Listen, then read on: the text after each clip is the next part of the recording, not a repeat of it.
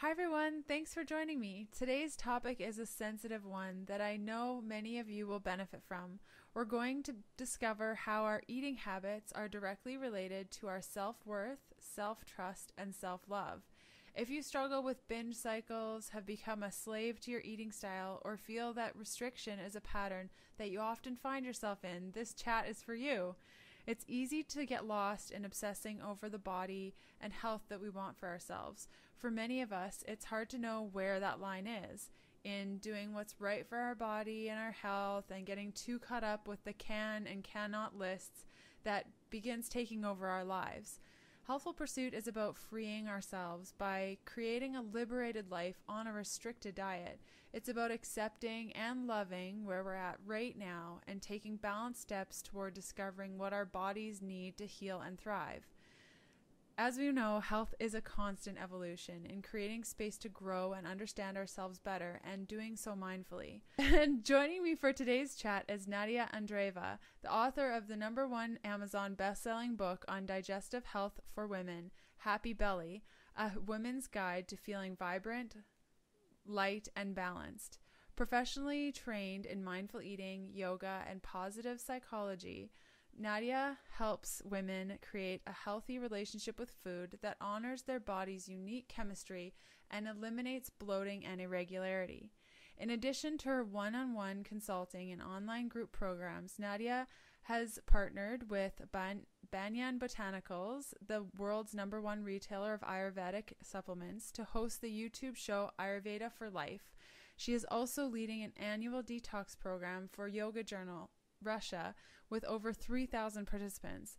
Nadia is a wellness expert for Mind Body Green, is sought out as an Ayurvedic and digestion expert by Women's Health, Well and Good, Yoga Journal, Self, Examiner, and Redbook magazine. Quite an impressive list. Nadia is passionate about helping women develop healthy relationships with food, practice self-care, and transform negative habits. Happy Belly represents her commitment to making wellness accessible to women everywhere. So thanks so much for joining me today. Thank you, Leanne, for such a beautiful introduction. Oh, no worries. So let's jump right into things. Most women, when we try to lose weight or improve our digestion or reset our hormones, we focus on changing what we eat. And so in your practice and in your book, you really focus on changing how we eat. What is the difference between these two and why is it important? Well, I don't think there is necessarily a difference. We can focus on both at the same time. But I think what usually happens is, as you mentioned, we think that once we change what we eat, everything else will get in place. But what I found is actually it's the other way around. Usually the first step is to create a better relationship with your body and with the food. So the relationship that is based on loving yourself, the relationship that's based on living in integrity, what's best for your body, and at the same time respecting the nature and the food that the nature provides to you, that allows to really step into the what, feeling a lot more stable and grounded. So once the emotional aspect of your relationship with the body and your relationship with food is in integrity, very clear and very grounded, then the what aspect is not as important. You can go vegan, you can go paleo, you can go Ayurvedic, you can go basically whichever way you choose, but it's going to be a lot easier to stick with it because whatever you choose, you will choose as a way to support your body and as a way to nourish your body, not as a way to restrict or punish yourself. Right. Okay. And so you say that how we eat portrays our self-worth and self-respect and self-love. Can you elaborate on this? Yeah. Well, I see a lot of women being very in the head about what goes on their plate. Mm-hmm. So instead of listening to their body, they're mostly listening to experts or to articles or to books. So there's a lot of distrust. A lot of women think that if they were choosing what their body wants, then all the body is going to want is like cookies and ice cream. Yeah. So there's not a lot of trust towards yourself. And in terms of love, a lot of the times we choose food as a way to punish ourselves, not as a way to show love towards ourselves. And in terms of respect, I think it's respecting your body's needs and boundaries. Um, so, does your body need some extra carbs because you went for a long walk, or does your body need some extra fat and liquids because you're dehydrated? So it's really respecting what your body needs at any current moment, and disconnecting it a little bit from what your taste buds, for example, are asking for, or what everyone around at the table is eating. And at the same time, respecting the boundaries of how much rest does your body need, how much movement does your body need. So here's how the three aspects of respect, love, um, and self-worth come into place. Yeah. And from my own practice, I know the minute that I got out of my head and I just followed, like for breakfast this morning, I started getting a smoothie thing prepared, a blended coffee with oil.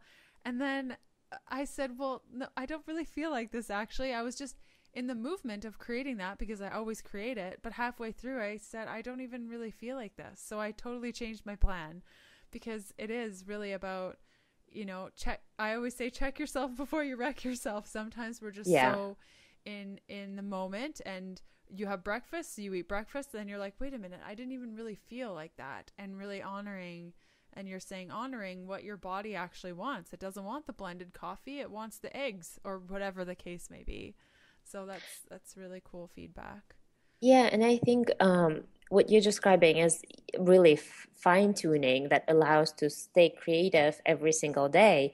But there's also a big aspect of when we have a tendency to eat something that we ate from childhood, or something that we really like from childhood.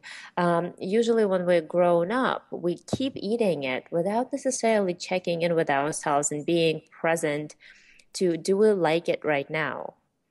Because for the majority of the times when you do that, when you become really present, you start noticing that there's lots of things that you eat that you really don't like. Like, for example, in the winter, I really like chocolate. So it's usually my go-to treat when I feel like having something sweet. And recently I had it, and we were in Miami, and it's really hot, and I tasted it, and it just was like, it was a great brand of chocolate. And I was like, this is really not tasting good. Yeah. So I think it allows you to stay very much attuned to the body's constantly changing needs. And so many of us rely, and it ties in very well with this, rely with the advice of experts to decide what, when, how much to eat. I know that some of us say, oh my gosh, I have to get my 50 grams of protein in, or the world will end. It's good if you say 50. Some people will say, like, I need 140. Oh I'm my like, gosh, what? it's just crazy.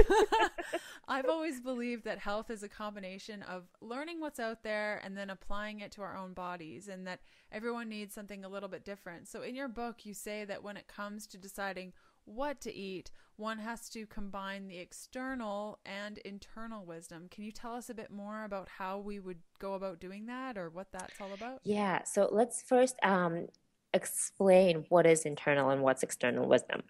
I think we touched upon a little bit in the previous couple of questions, but in general, by external wisdom, I mean everything that's not in your body. So it's articles, it's books, it's podcasts, blogs, it's whatever your friends might say about their own experience, what your doctor, what your nutritionist or your coach might say. So it's everything that comes from the outside.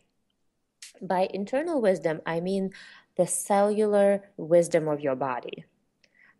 So if you could imagine that there's an intelligent principle that is present in every single cell in your body, which makes your body an intelligent organism that knows how to support itself and what it needs to be supported.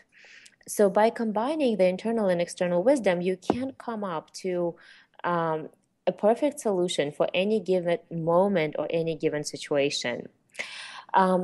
Why I think that it's important to combine them, because it's really impractical to rely only on internal wisdom, because you can't sit in a constant state of meditation and think, well, what do I need right now? Do I need butternut squash or sweet potato or carrots for my carbs? So external wisdom comes in very handy because it gives you knowledge that you can take and then experiment with. So you're not spending too much of your own personal time coming up with theories or guessing things.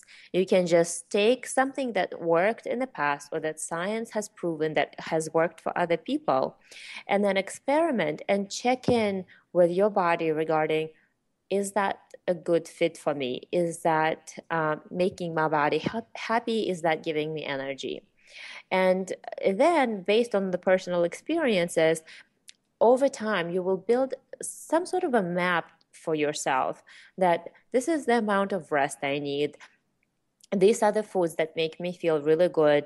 These are the foods that maybe I shouldn't have too much. So combining those two, you can really start to get to know yourself on a level that allows you to optimize how you feel day after day. Mm-hmm. Oh, that's perfect. And I'm so with you on the mindful eating aspect, that it's something that I've been perfecting for years. And I'm sure some of our listeners are wondering whether there are any studies or documented results on the practice of mindful eating. Are you aware of research that supports a practice of mindful eating? Yeah, there's actually quite a bit. So I was studying basically when I did my residential mindful eating training. I was studying with a woman who was conducting research on mindful eating for the last 30 years. And they were conducting it at the university, so everything was tracked, and it's like double blind study and validity. I'm trying to actually look up the name of the university. I'm thinking it was Minnesota University, but I might be wrong. What I can do is I can provide you the links to some studies so we can share Sure. with your listeners, maybe right underneath the interview. But yes, there has been research, and a lot of research finds that mindful eating really helps people to reduce the amount of binge eating or overeating, feel a lot less guilt if they do binge or overeat. And an interesting thing why I'm talking about binge eating and overeating, in a lot of studies, what scientists find is that over 70% of the population actually does engage in some sort of a stress eating behavior.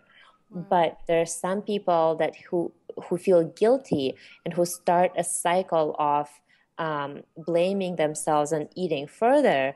And then there's some people who will overeat and then get back to normal eating the next day. So they're Mm-hmm. not qualified as having an eating disorder compared to the first group. I see. Okay. And interesting. I no matter who I work with, I've worked with thousands of clients all over the world, and I'm not sure I've met one person that didn't have some sort of unhealthy relationship with their food, and myself included. I think we're all, because it's just so plentiful in our world today, and a lot of us have that restricting behavior and thoughts and fears that that our food is going to disappear and we're overeating, and it's a whole go down the rabbit hole on this topic. Yep. Yes. And I think, but I'm sure you would agree that there's some people who feel really bad about having that, and some people who will Yes. overeat one day and then they'll be like, not a big deal. I'm getting back to my regular eating tomorrow. Yeah. And that really makes a huge difference in terms of how you process food and what's the emotional state of that behavior. Mm-hmm. Mm-hmm. And even even too, if you overeat one meal, it doesn't mean that the next meal has to be you don't have to say, okay, well, I'll restart tomorrow. Every moment that you have, and something that I practice as well, every moment is a new opportunity for change. So if you mess up, in quotation marks, air quotes, it doesn't mean that the next meal or the next choice that you have to make doesn't have to be a negative one as well. You can restart that next moment with a new thought and new positive attitude toward your eating or your relationship with food. That's totally true. Yeah. So many of us are familiar with being interested in making change, but feeling like we don't really have the tools ready to assist us in making a change, especially when it comes to mindful eating. It's a huge world out there. So creating new habits can be challenging for many of us. Where can women go to get support if they want to experiment with mindfulness and a way to understand their body and get in touch with this wisdom that you speak of and really transform their relationship with food? Well, I think the answer might surprise you. I would say go inwards. Because mindfulness is one of the things that reading about it is not going to help. Yeah. You have to start practicing it. And the more you practice, the more it's going to become part of you, part of your daily routine. Mindfulness in general is a pretty basic concept. It's just paying attention, including all of your senses, being fully present in the moment. Okay. There are lots of tools in terms of how you can do it. For example, put your fork down, close your eyes, include all the five senses to your meal and whenever you're eating.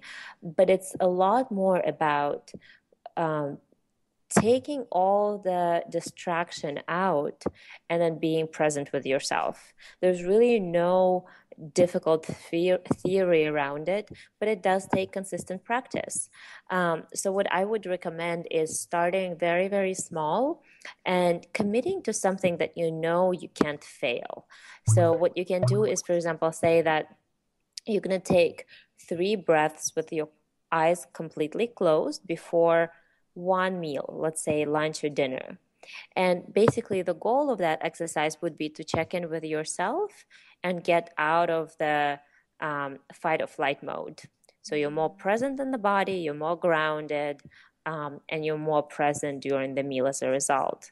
So this would be a very, very small step, but that would be a very effective step, because over time, those 3 breaths might turn into 10 breaths, and then maybe eating without your phone and your computer, and hopefully eating sitting down, not standing up, and just being aware of the triggers. What triggers you to stop listening to your body? Yeah, go ahead. And is this something that we can practice before we even prepare our food? Sometimes I get down into the kitchen and I know that I'm hungry, but I have no idea what I want to eat. And then I end up just preparing everything and then I overeat. Is that breathing exercise something that could be used before preparing food to see kind of what we're supposed to be eating? I mean, we can do it anytime during the day, because it's not only about the food. Sometimes you don't know what you want in general. It might not be even food related. Yes. So I think you can do it anytime as a way of bring your senses inwards, because 99% of the time, our attention is outwards. It's in the world with other people, with projects, with computer, with the phone. So there's a very little time we spend with ourselves. And what is happening more and more, unfortunately, is a lot of women develop alexithymia, which is an ability to recognize your own emotions. So when that happens, a person can't really tell the difference between joy and excitement, or excitement moving into anxiety, or fear and anxiety, because people don't know how emotions feel in their body. Because to notice how an emotion feels in the body, you need to be present for that. And as a result, whenever a negative emotion happens, and the person can't recognize that emotion, what happens is, we know something negative is happening inside, but we don't know what it is. So the natural response is to numb it somehow, which can be numb it with food, it can be numb it with Facebook, or numb it with something else negative, like going shopping. But the idea is that we just don't know how to address something that we can't understand. Right. Okay. And alexithymia is something that can be treated, but what it takes is it takes a lot of attention and a lot of willingness to be present to whatever comes up, whether it's negative or positive, and trying to play with yourself in regards to, can I recognize what am I feeling right now? Let me scan my body and see if I can find any emotion and understand what is happening right now in my body. And actors play that game all the time whenever they're teaching to be present in their body so they can play other emotions. They first need to learn how those emotions feel in their body. Right. Of course. Totally. So it's a very cool game. Like whenever you have a moment, close your eyes, scan your body, and see, can you find any emotion in there? Like, what are you feeling right now? And perhaps what caused, like oftentimes I'll do that same scan and I'll be like, oh, anxiety, where is that coming from? Why did it make me feel that way? And how can I avoid this so that it doesn't happen again? Well, Leanne, I would actually say the opposite. Oh, okay. Oh, wow. Okay. So what usually happens is whenever you turn on your head and start thinking your way about what caused it, where did it come from, how can I prevent it, it gets you out of the being in the body mode. Oh, Gets wow. you Okay. back into the thinking mode. So you're trying to find a mental decision or mental solution to something that is physical. So it's something that basically whenever you're fully present with an emotion, the lifespan of that emotion is very short. It's like 15 seconds. Mm-hmm. And what tends to happen is that emotion, once you're fully present with it, once you bring the intensity of that emotion to 100%, and sometimes it can be a little bit unpleasant if you're, for example, feeling guilt or shame, but you bring it up and you're saying to yourself, I'm willing to listen, I'm willing to be present for it, I'm fully there for myself. It becomes bubbling up, bubbling up, bubbling up, and then it dissipates. And usually what happens, the less thought you include into it, the less you try to qualify it, the better you feel afterwards. So a lot of my clients will say that their emotion, like the intensity of the feelings or the emotion becomes really strong, and then it transforms into something else before they even can understand what that emotion is about. Mm-hmm.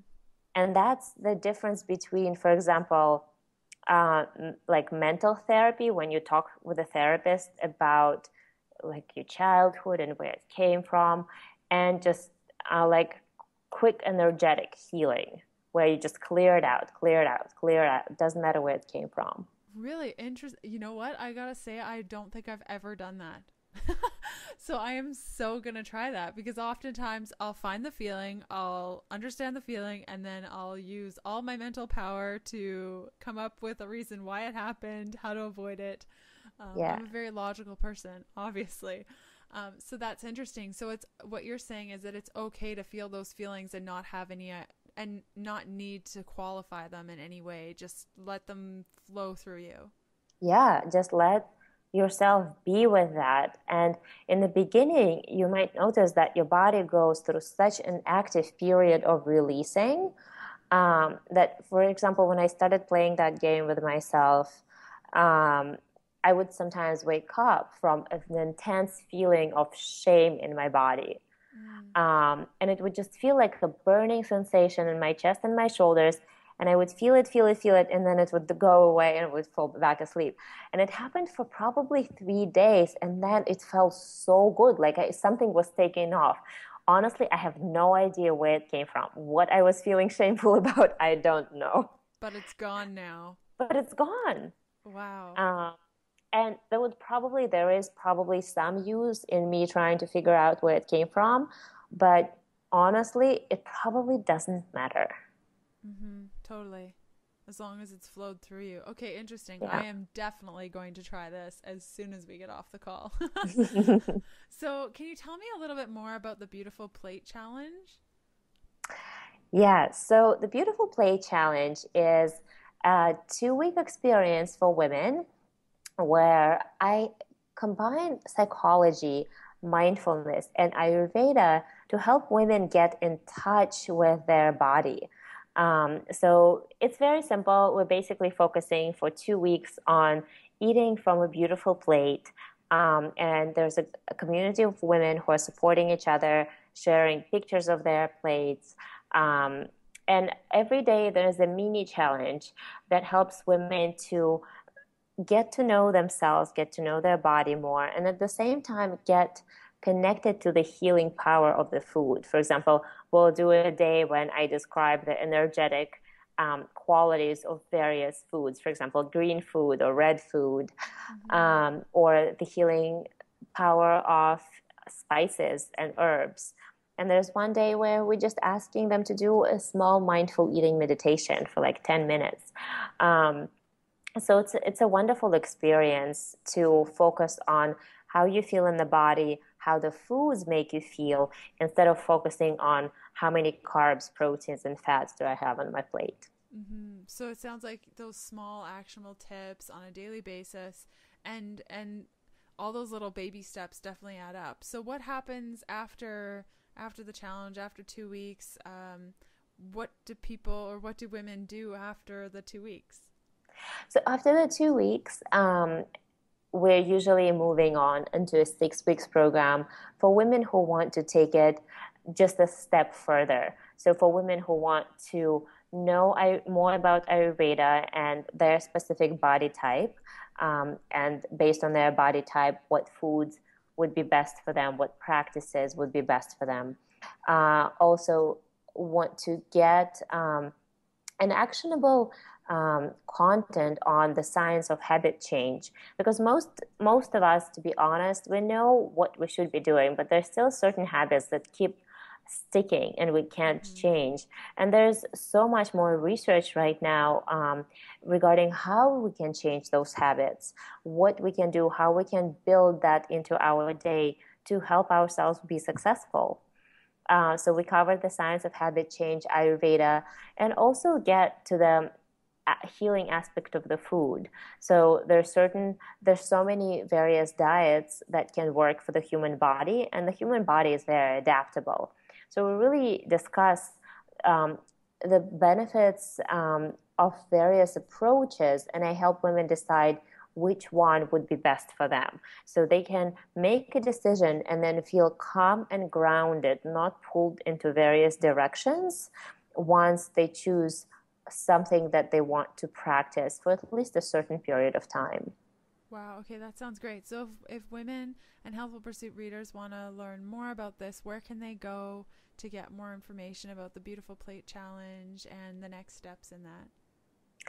So the Beautiful Plate Challenge is spinachandyoga.com/beautiful dash plate dash challenge. Um, so I'm sure we can post the link probably underneath Exactly. the I will interview. definitely post that link for Um, everyone. so I think that one is really easy. And if they want to do the next program, which is a 6 weeks program, you can just go to New Vibrant You as New Vibrant You, you as a just a letter Letter. U.com. Perfect. And I'll include those links as well at the bottom of this recording if anyone's interested. And also, Nadia, you put together a little freebie for the Healthful Pursuit community. Can you tell us a little bit more about that freebie? Yeah, so what we put together is a wonderful resource for women who want to lose weight but do it in a non-restricted way. So it's first of all, when you sign up, you will get a really good panel with a nutritionist, a triple certified nutritionist, functional medicine doctor, and Ayurvedic specialist. And all three of them, we dive into weight loss strategies that come and incorporate all of the three approaches. And then you will also have access to some Ayurvedic herbs which help to balance out blood sugar levels, which makes less sugar cravings. And some spices that help to support blood sugar and also prevent bloating. Because really, in a lot of women, it's not about weight, it's more about reducing inflammation and preventing bloating. And once inflammation and water retention is gone, you always look so much better. So I'm really excited for your listeners to get this toolkit, and hopefully you guys enjoy it. Perfect. So I will include that link as well at the bottom of our recording. And yeah, that ends all the questions that I had for you. I'm pretty excited to scan my body and not come up with a mental reason why everything is happening, and really let those emotions flow through me and see what happens. Thank you so much for sharing Cool, your Leanne. wisdom. Well, I'm excited to hear any feedback from this little exercise.